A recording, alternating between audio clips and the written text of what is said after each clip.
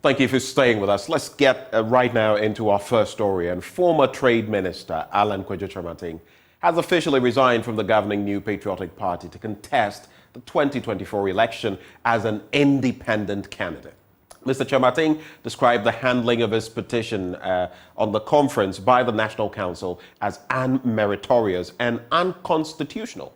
He said it was clear to him that his services and contributions to the party were not appreciated, and his continuous stay in the party would create further tension and division, hence his resignation from the party.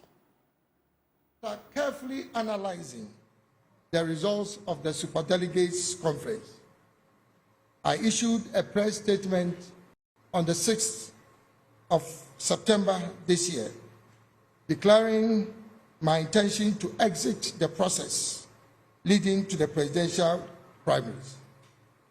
In the run-up to the Superdelegates Conference, the National Council of the party made some of the most controversial and contentious decisions in the history of our party.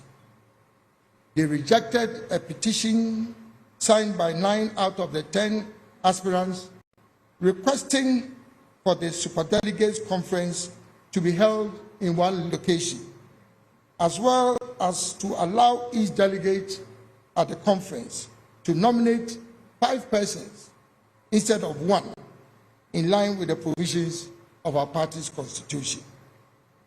In my humble and considered opinion, the decisions of the National Council were both unmeritorious and unconstitutional. It is abundantly clear to me that my services and contributions to the party are not appreciated.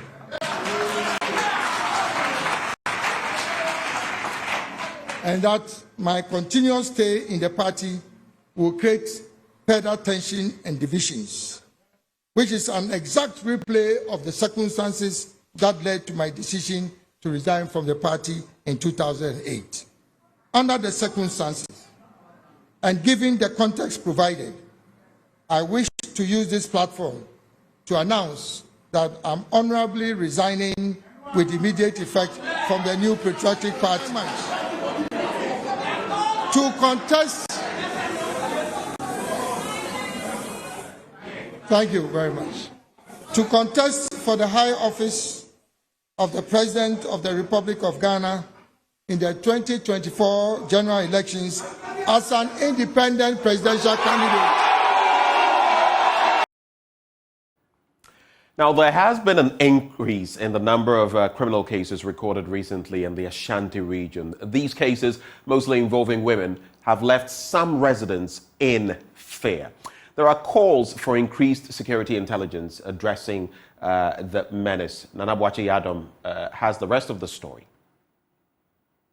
The Ashanti region has recorded the highest number of murder cases since the beginning of the year, according to the Bureau of Public Safety.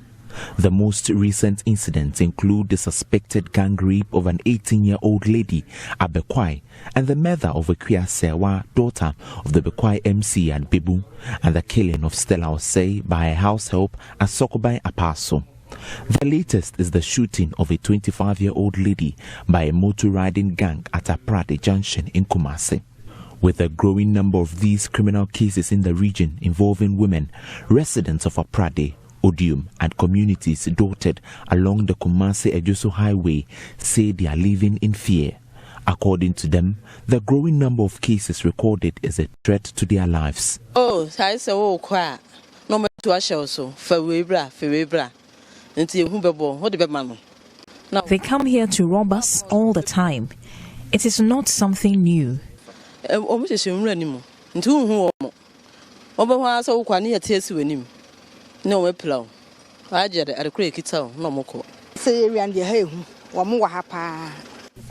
stole my friend's laptop just here. It's really dangerous.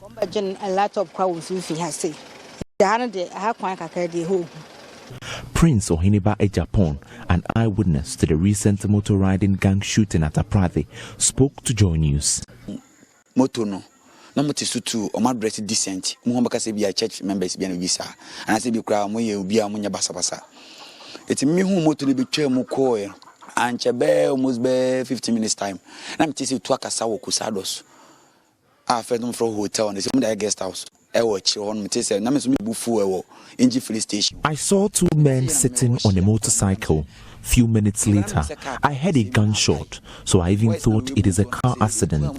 But after asking my friends, I was told it's a shooting incident leading to the injury of a young lady. I then approached the lady and took her to the hospital.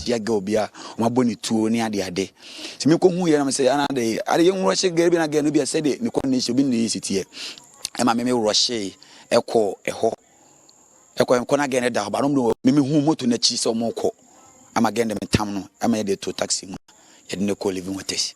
Security analyst Dr. Jones Opokuware says the growing number of cases in the Ashanti region is a major concern. He suggests an increase in police deployment in peri-urban areas to ensure safety. I have to be very honest with you. When you go to certain areas, especially areas that are peri-urban in nature, and if you look at some of these crimes, they normally happen somewhere within the peri-urban, or let's say a little aspect of the main city of Kumasi. Okay, you find police presence in those places much minimal. Okay, so what it means is that people who are motivated offenders could easily have their way. But what the police will have to understand is that once those things are happening, you need a lot of security. You need a reconfiguration of the security architecture in those communities, which I think we have not been able to match up to that. For JoyNews, Nana Boati Dankwa Yadom, Kumasi.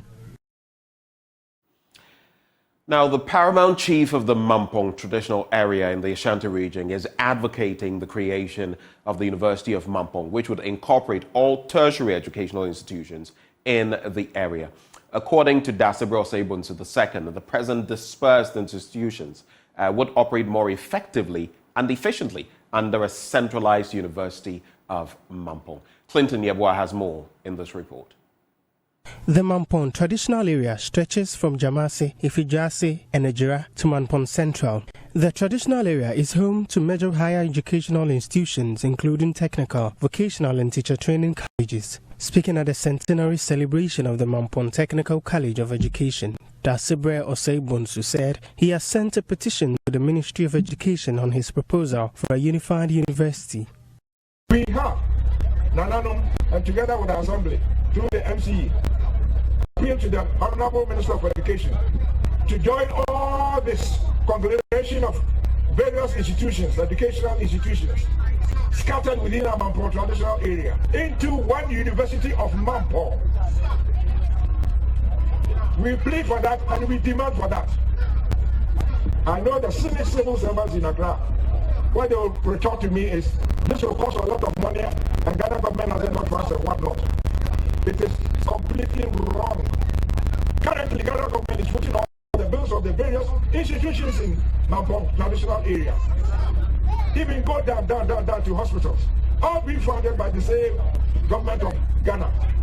So we realize that the budget was run out and we can't foot the bill. The Mampong Technical College of Education, MAMTech, received alumni and affiliates to mark significant milestones in its 100 years of existence. The anniversary was themed the role of technical vocational education and training in the National Development Agenda. Director General of the Commission for Technical and Vocational Educational Training, Dr. Fred Che Asamoah, lauded MAMTech's role in providing an industry-ready workforce. I'm reliably informed that MAMTech is involved in woodwork, metalwork, construction, electrical, and home economics. Definitely, these are the trade areas that we can develop Mampong, its environment, and Ghana as a whole.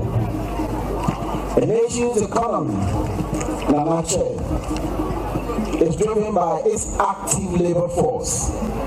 The utilization of the productive workforce helps in development of the nation as a whole. The Mampong Technical College of Education presently has a staff strength of 127 and a student population of 1,632. The institution, however, lacks an auditorium. As part of the anniversary, the college plans to construct a 3,500 capacity modern auditorium.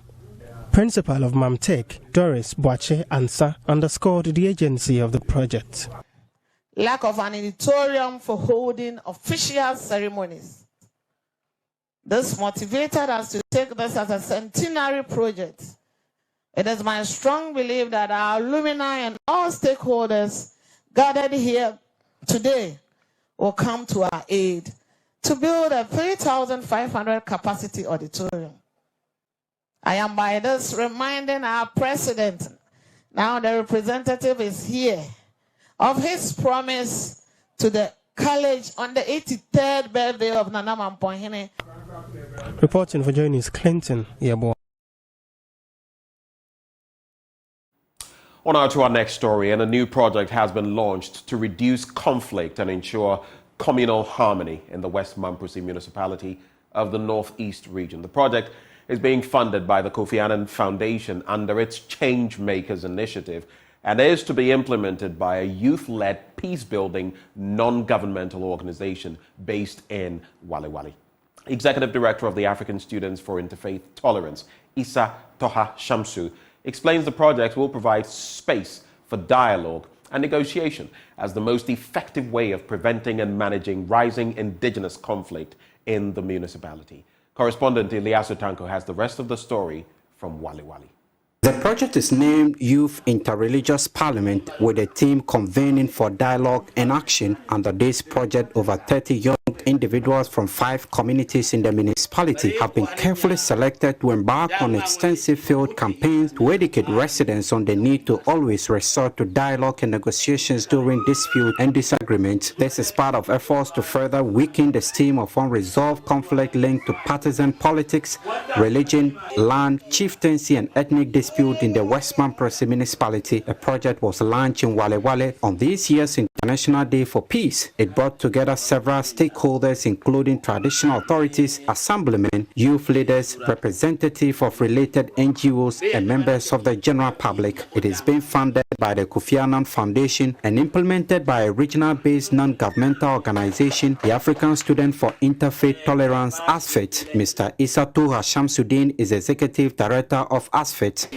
If you look around, we do not have safe spaces for dialogue where we can be able to learn from one another and build bridges across our religious and cultural backgrounds.